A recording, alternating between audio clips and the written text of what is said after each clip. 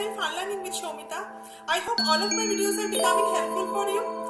Today I am going to make for you a beautiful table calendar with some easily available ingredients which you can use as a normal calendar as well as you can decorate your house.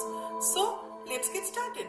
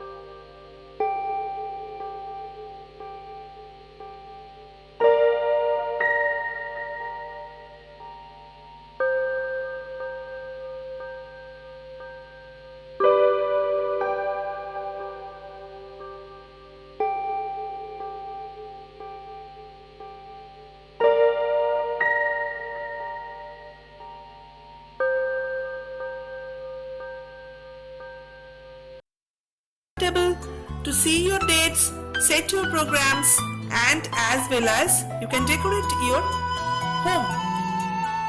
Till now I am ending my today's video. Let's meet in my next video.